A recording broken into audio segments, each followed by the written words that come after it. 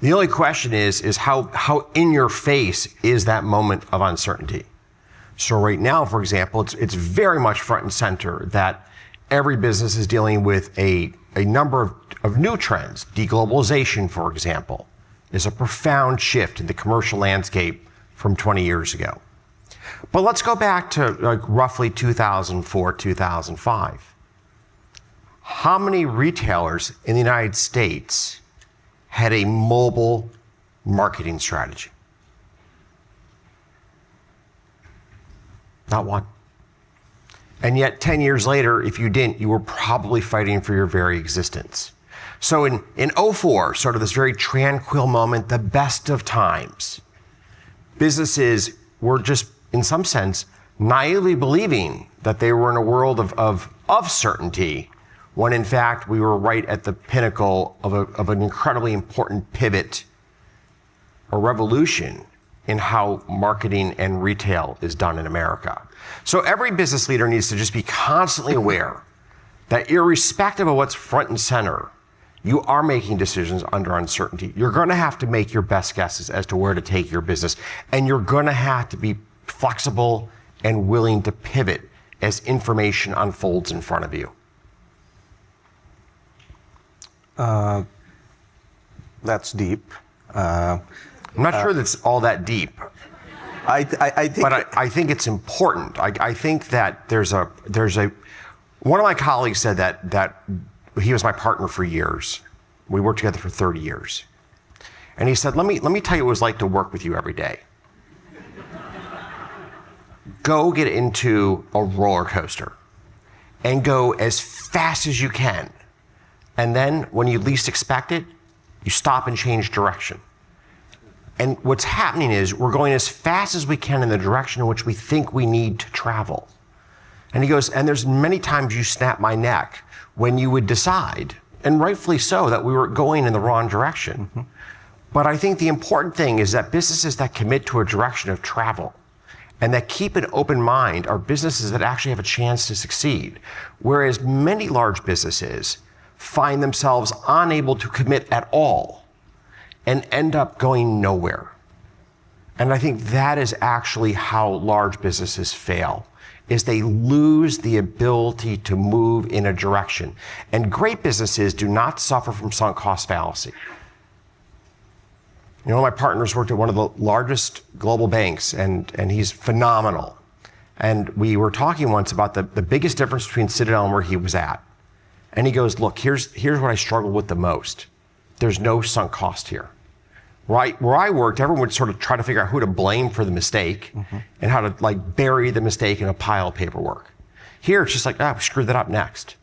And I think really successful businesses know when they need to change direction. And you only get there if you have an open and honest dialogue with one another about when you're going in the wrong direction. You know, this month we've underperformed some of our competitors in the marketplace, and it's like, dial in. What did we do wrong over the last 6 weeks that caused us to underperform? And don't sugarcoat it. Like it wasn't like we got beat by one competitor, we got beat by several competitors. What did we do wrong? How do we learn from that? How do we not repeat that mistake? How do we get better? Okay, so that's very helpful. Let me try to make it more concrete for myself. So I want to understand where that instinct that you have comes from as a leader. So, you know, when many people see success, they assume things. I think what's less visible, especially in the kind of business you are, is how did you develop that instinct? Because the feedback that's coming to you from the markets is noisy, information is incomplete, uncertain, but the downside is real. So were there any early experiences that shaped your judgment as a leader where you developed that style? Well, let me first open with history is written by the winners. Okay? Like, history is written by the winners. And so every single success story in business is biased towards the chapters in which they won. And those who failed are long since forgotten in the footnotes of history. if they even make it into a footnote. So I think it's very just important to just take a step back and realize that every great success story, there are countless chapters in that book of where things went off the rails. You know, people forget that Steve Jobs went back to Apple back in the mid-90s, and they were down to having just weeks of cash on hand. And he had to make some profoundly painful decisions to right Apple's trajectory, which was a trajectory heading right to bankruptcy. And then people forget that Apple had a number of really major failures under Steve. The Newton handheld. I mean, who's even heard of it? All right, we got a few people in this room that are my age. And they're like, yeah, I remember that. All right. But like people forget this, all right? So number one is when you think about success stories in business, just remember that really good CEOs will also tell you about where they had very difficult times. Because you need to learn from both sides of the book. You need to learn from what works, and you also need to have an appreciation of what doesn't work. And then what you need to understand is that great businesses are businesses that actually demonstrate resilience. They're able to sort of face their darkest moments, keep those moments in perspective, and then move forward again. And can I ask, so obviously going from your individual style to building organizations requires what you just said, that the whole organization needs to be in that mindset of resilience. Are there any episodes, like I know the 2008 episode for your firm was an interesting one. Did that shape in any way how you thought about the world going forward? So interesting one would lose the narrative. It was a near-death experience. All right. There was nothing interesting about it. I was in the elevator going to work, and I literally on one day in the elevator going down to my apartment, I'm like, I hope at the end of the day that we're still in business. And I must tell you, that thought rarely crossed my mind in 35 years. But on that day, it was very poignant that it's not clear to me that I will be in this elevator coming home tonight and we will still be in business. Like the turbulence and chaos in the U.S. financial system was unimaginable. And we lost a number of our major investment banks in just a few weeks. You know, Bear Stearns was acquired by JP Morgan in a weekend fire sale. Lehman Brothers actually just flat out failed. Merrill Lynch was one of the best sales ever by a corporation. Bank of America had to be basically bailed out on the back of that purchase. I mean, that's how bad Merrill Lynch was. And Goldman and Morgan Stanley will both have their sort of story of survival, but Morgan Stanley was saved by a large investment from the Japanese, and Goldman Sachs was largely saved by a large investment from Berkshire Hathaway, and then the government's general support of the overall financial system at that point in time. So this was just an absolutely horrific moment in American finance. So that was a really dark moment for us back in 2008, and the biggest takeaway for us was, you know, in essence, the government put in place a paradigm. If you were a bank, you had access to the Fed, you had access to a much broader safety net. If you were not a bank, you were much more left on your own. And the key was, and this is going to sound very simple, don't pretend to be a bank unless you are a bank. And what people forget is that the large firms like us, like Goldman pre-08, like Lehman Brothers pre-08, we actually had many characteristics of a bank. We had access to the wholesale funding market. We could fund at pricing near or sub-LIBOR. You know, we had incredibly great access to credit. And what none of us appreciated was that in a period of crisis, that access to credit would actually not just slow down or fall a bit, it would cease, it would end. And that's what really took down the American investment banks of the 2008, was they lost the ability to fund the assets on their balance sheet. All their commercial paper would come due, and nobody would buy new CP.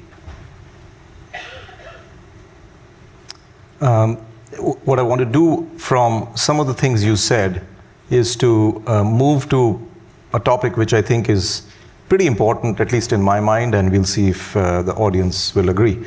At some point, I think a firm like yours, post-2008, I would certainly say that you were not just a participant, you were a part of the broader infrastructure, broader system, if you will. And as a result, you have a position or say on the rules of the game, like many times it's happened. And in the recent years, we've seen policies on tariffs, immigration restrictions, industrial policy, and broad swings in regulation on both sides of the political aisle, I would say. And the way I see it is that some of these measures may help some firms in the short run, but they distort competition over time. You said, for example, recently that tariffs and immigration restrictions can be inflationary, which is a position to take. You've also been critical when policies, again on both sides, start to look more like favoritism rather than leveling the playing field, so pro-business, if you will. So how do you, when you're looking at things and you're in the trenches, how do you distinguish what is genuinely pro-market and what is merely pro-business? Because politicians seem to get that wrong all the time.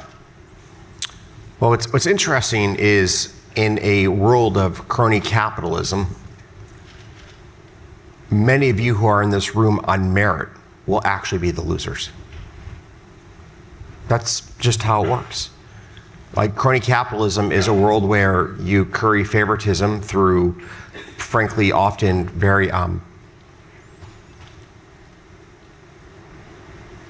inappropriate or distasteful ways to favor your commercial interests. And American business works best for the American people when it is subject to the forces of competition. Competition, we just go back a few minutes ago. We underperformed our competitors in the last 6 weeks. What do we need to do better? That's the ethos of a competitive market. That's an ethos of continuous improvement. That's an ethos of having to fight to do better. And businesses that are subject to that pressure deliver better goods and services to their consumers. Crony capitalism replaces the world of merit and earned success with a world of who is better connected to those who are in power at any point in time, and often leads to a very dark world where state capitalism is really the world of truly like an oligarch-like society. And one of the things that has made America so great is we are so far away from that. You know, look at the largest companies in America. Think about how many of these businesses were started by entrepreneurs in the last 30 years. You know, Jeff Bezos at Amazon, the story of NVIDIA, what's happened to AMD, what's happening at Facebook. I mean, it's unbelievable how much of America's commercial success, Google, has been written by people who are first-generation entrepreneurs who came to this country often with nothing and who have built these incredibly successful businesses that have transformed our lives for the better. It's the antithesis of a world of crony capitalism. Apple would be a great narrative in that. How much do you begrudge Apple for their success when you use their products, unfortunately, too many hours a day? Right? And when you end up in a world of crony capitalism, you end up in inferior products, lower innovation, lower standards of living, and rightful reasons for the population to be angry because they see the benefits of business accruing to those who don't earn those benefits by any stretch of the imagination. I may look at how successful Elon Musk is and go, wow, like, that's unbelievable. But when I use Starlink, I go and I appreciate his willingness to just keep stepping up and just keep innovating. So that's great. So that's one piece of what I wanted to have a conversation with you. So this is about substance of policy. But I think a harder question for leaders in my mind is whether they are going to be willing to say things publicly on exactly the kind of things that we are talking about. Many executives, I'm sure, have views on things like these. But in a polarized environment, the cost of saying things loudly is real. It's political, it's reputational, it's commercial. I really admire you for the positions you've taken. So how do you decide when to speak publicly and when to stay silent? So I think corporate executives should use their voice in areas in which they will view to have a credible opinion. I think it's an important statement. Where people would look at you as somebody who is speaking to a problem, will they think of you as having a credible opinion? So generally speaking, for example, I think corporate executives should stay out of social issues. You're gonna anger half of the American people, and frankly, why do you have a distinguished point of view on this versus other individuals who are thought leaders in the field? But when it comes to matters like immigration, like tariffs, like antitrust policy, like regulation, people would look at the business community as having a voice. Now, clearly they think we're gonna act in our self-interest, but to be clear, I think thankfully we're in a country where most Americans still wanna know, what does Elon Musk think, or what does Jeff Bezos think? I may agree or disagree, I may have some innate cynicism, but I still wanna know from people who have built trillion-dollar businesses, what's it take for American business to be successful? So let's shift from this point that you just said, and I'll come back to one thing in a while. I wanted to chat a little bit about going from external environment to what's happening inside firms, especially with a point that you raised earlier about talent and merit, but AI. So, I had to use AI because we are on Stanford campus. How can I have a fireside chat without that conversation? But it's something that's changing the way the work gets done, how talent might be evaluated, which skills might matter or not matter. You have suggested that much of this AI panic might be overstated, and the bigger change may be how tasks and workflows are reorganized rather than jobs just disappearing. So what do you think AI changes most for the next generation of business leaders? I have some candidates like I've heard of speed, judgment, definition of merit, but you may have some other views. So AI, okay, here we go. Let's go down I feel like we're in what was that movie? Was it The Matrix? Yes. And it was the blue pill or the red pill? It's one of the two, I don't know which one, yes. All right. And I'm not sure which one we're all about to take as society, right? Like, where is AI going to actually lead?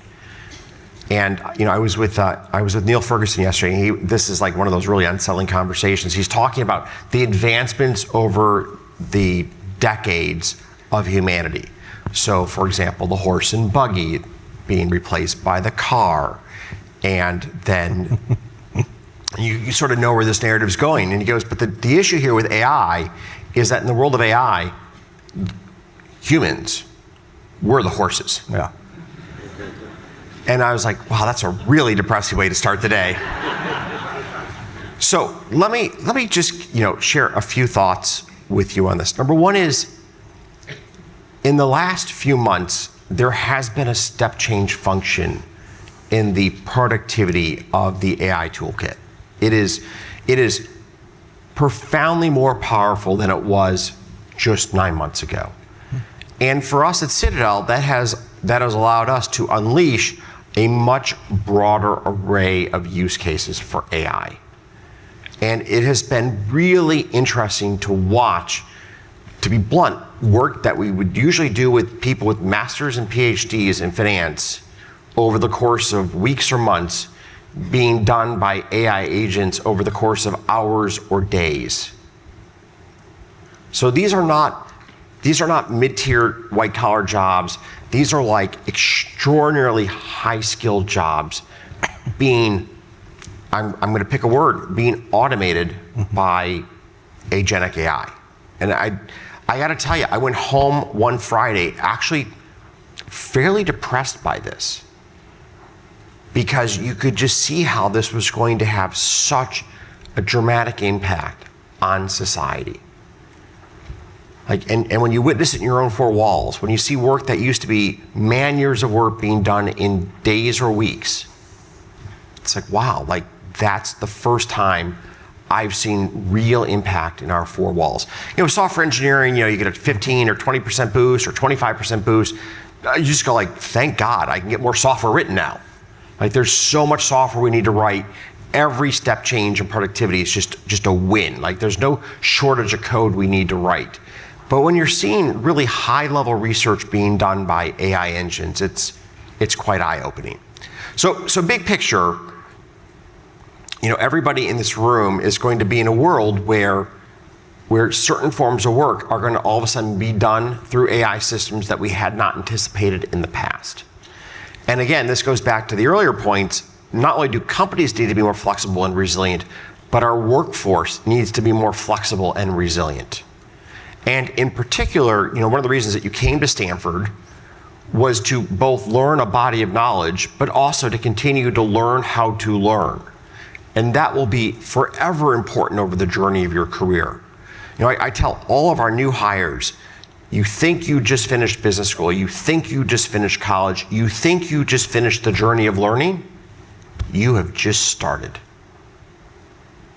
Everything that you've been taught thus far, what matters is have you been taught how to learn? Because the success in your career will be defined as to whether or not you will be a lifelong learner or not. And AI will just make this all the more important. All right. So, I don't know where we're going to be in 20 years with respect to AI. What I do know is that American entrepreneurs are really talented at using new technologies to create new lines of commerce, new businesses, to innovate and to grow. And I really do believe that it's a bit of a race between job destruction, which will happen at some clip, and job creation, which will happen hopefully at the same or a faster clip. Of note, competitive moats that large companies have depended upon are going to be filled in with AI tools. So the ability for small companies to take on incumbents will be higher than ever. Like this is a bit of a fantasy land for entrepreneurs because the ability to take on the incumbents will be higher than ever. Cloud computing was the first part of this narrative. If you go back 10 years ago, for example, in finance, a startup could take us on in terms of having access to compute. We used to have data centers full of 9 figures of hardware. We now use data centers full of billions of dollars of hardware, but a startup can lease the same hardware footprint if it wanted to. So these moats to competition continually get eroded. It's a really incredible time to be an entrepreneur. A friend of mine had this is a great story, pet insurance business. And he turned the keys of the business over to his 25-year-old son to run. The son's like, you know what? I can use social media. I can find when somebody posts a photo of a puppy on Facebook. I can determine the breed of dog through an AI image generation scanning mechanism. I can deliver a custom message to that consumer. If it's a woman, male, age, demographic guess. Congratulations on your new golden retriever. You will love your dog for the rest of its life, and it will love you. Be there for it when it needs you. Buy spot pet insurance. They sold the business a few weeks ago for $1 billion.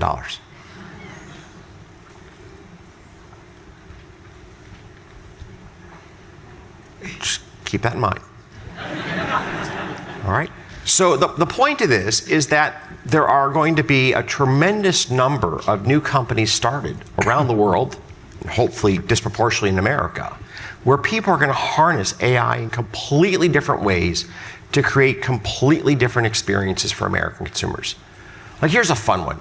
You and I watch a movie, and it ends differently for the both of us. I like to think in my movie, the superheroes win. I hope that happens in yours, but might be a different ending. Like there will be a world of incredibly greater personalization in experiences that we have. And it'll be an entertaining, different new world. And there will be a group of entrepreneurs that really craft and create that world.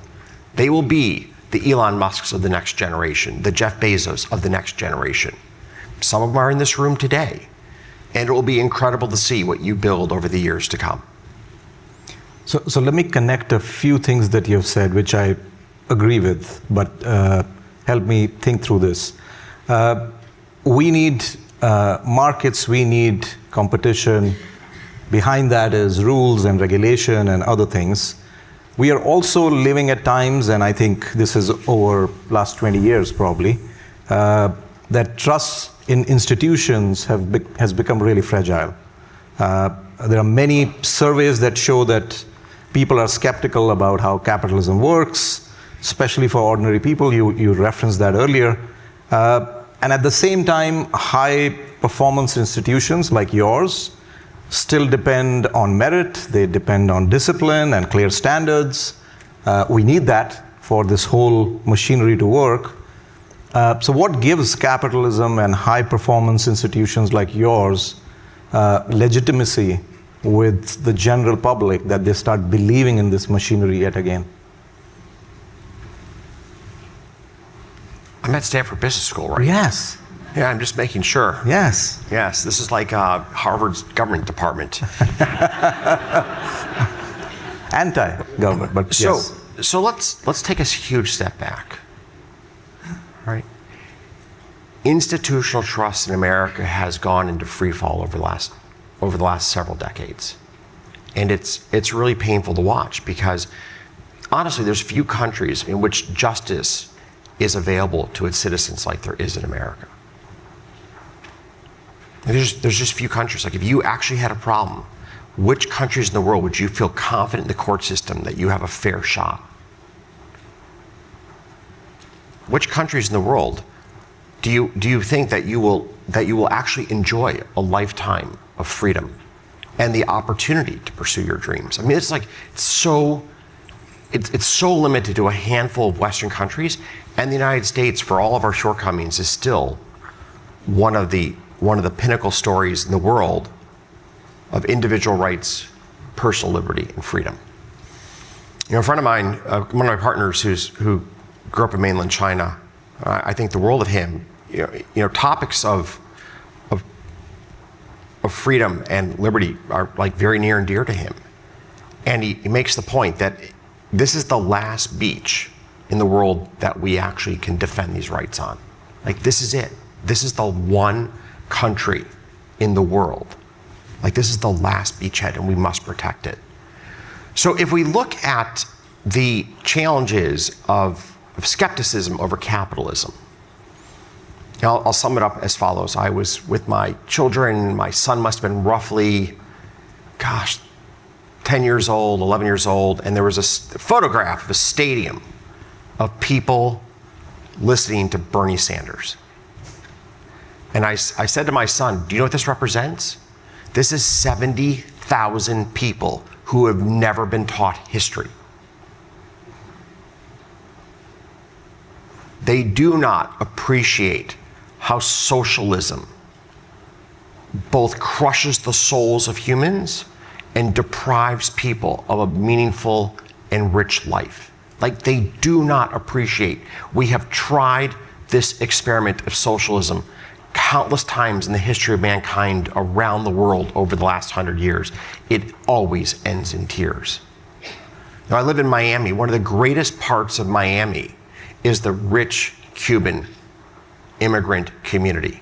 Rich in values, rich in appreciation for the value of freedom and the value of a capitalist society.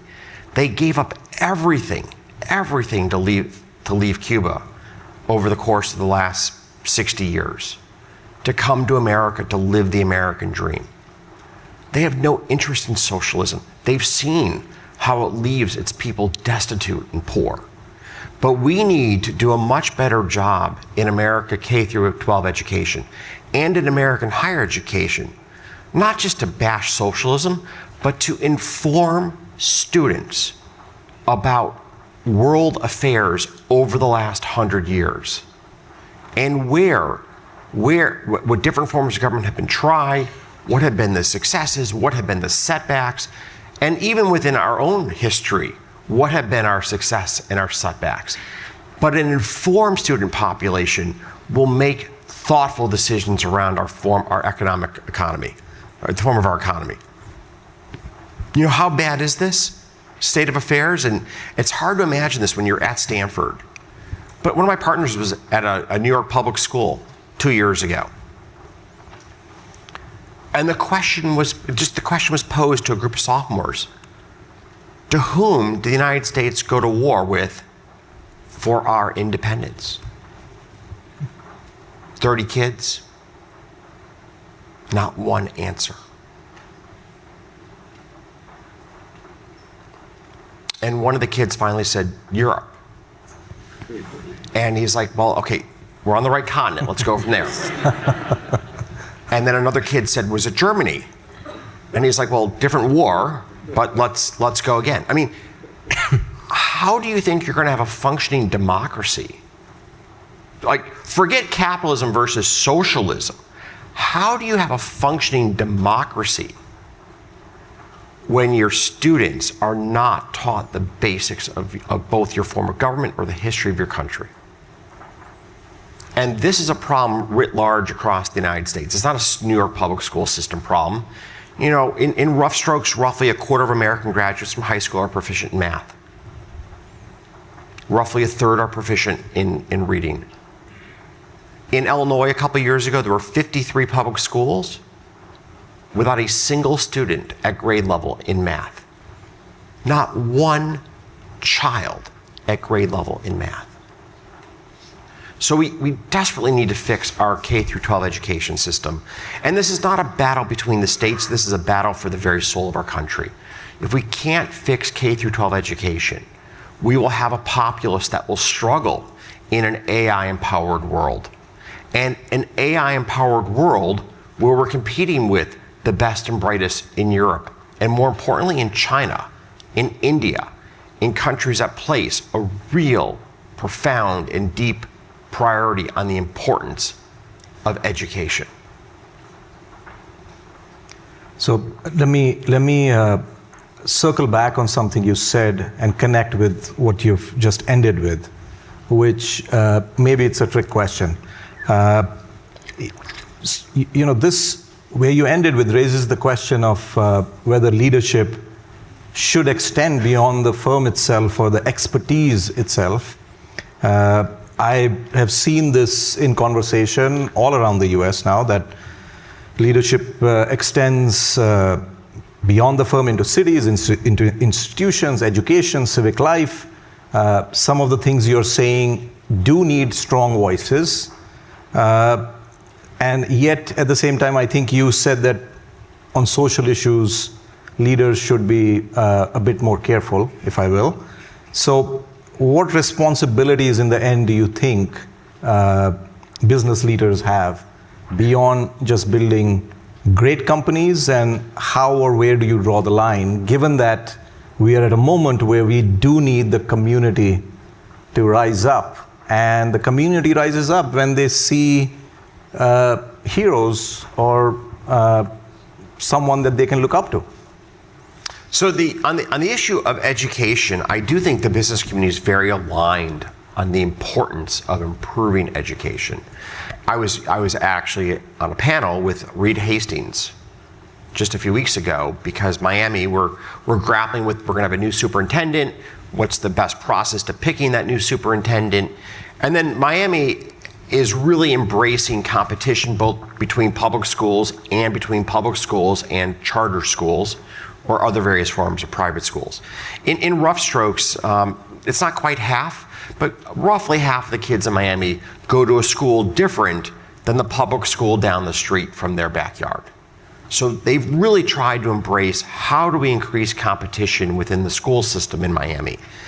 And you know, here Reed Hastings made a really powerful point. The average superintendent in the United States in a major city survives for 3 years. Okay, it took me a few minutes to digest that. That means that sort of the CEO in charge of these very complex organizations with very large constituencies survives on average for 3 years. How much meaningful change can you create? How much continuity can you create in a world where you step into the job and you lose it in just over 1,000 days? No wonder the teachers union thinks they're going to outlast you, because they're going to. Mm-hmm. It's not even close. So, there was an example of, and this one was profound, how do we think about in the United States creating more continuity in leadership for our public school systems? And of course, I still think that goes in hand with how do you increase competition. So, one of the things I'm very excited about is Success Academies is opening 5 new campuses in South Florida, and that will create hundreds of new seats for students to have access to a world-class education. In New York, Success Academies, if it was its own school system in New York, would be the single highest performing school system in the entire state, and their student body comes exclusively from the inner cities of New York, or the inner city of New York. So Eva Moskowitz, who runs Success Academies, does an amazing job of demonstrating the power of curriculum, committed and dedicated teachers, and high expectations. And kids will rise to high expectations. So I do think the business community, in particular, since we need an educated workforce, has an important role to be involved in public education, in supporting charter schools, in supporting those institutional structures that will create a better educated American population. Thank you, Ken. We are almost at the end of a session which I could keep going on. I'm sure that's true for all of you. But let me end with a forward-looking question, and you can take it in any direction you want. Like, what kind of leadership will society, therefore, need the most over, I won't give you 2 decades because that's hard, over the next decade? I could answer that question, or I think I could say something differently. I think all of you who are here at Stanford Business School are graduating at the best of times. Like, forget all the crap you read in the papers every day. There is no better time in the history of this country than this moment in time. And in particular, in this moment in time, to step out and to change the world. Access to capital has never been as straightforward as it is today. In fact, you're at the epicenter of one of the great stories in global finance. Right here in the Silicon Valley, the venture capital community is unbelievably efficient at providing capital to entrepreneurs that have great ideas. Once you've got a great idea, the barriers to competition have come down dramatically. Whether it's generative AI, whether it's access to cloud compute, access to the internet. If you have a product, you can now touch 100 million plus American consumers in the blink of an eye, billions of people around the world in the blink of an eye. Like, this was not possible a century ago. If you had an idea, you could open a local storefront, you could sell your product. Today, you have an idea, you could actually have that in front of hundreds of millions or billions of people in the blink of an eye. This is the best of times. Forget everything you read in the mainstream media. I do not know why they continue to wake up every day and take depressants. Like, I don't get it. And then, as you step into the world, the one thing that I will say, looking back on the 35-year history of Citadel, always try to surround yourself with the best and brightest people. And don't try to clone yourself. Try to find people who are really bright, but are really different than you are. Because the tension between you in debate and dialogue will make you much more effective as a leader, much more effective in running your business. People talk about diversity and equity inclusion. Let me tell you, those words actually matter. They don't matter as a checklist on a piece of paper to fill in some blank for some government body. They matter because you want to have people in the room who have different life experiences, different perspectives, different insights, and they're going to push you and make you better.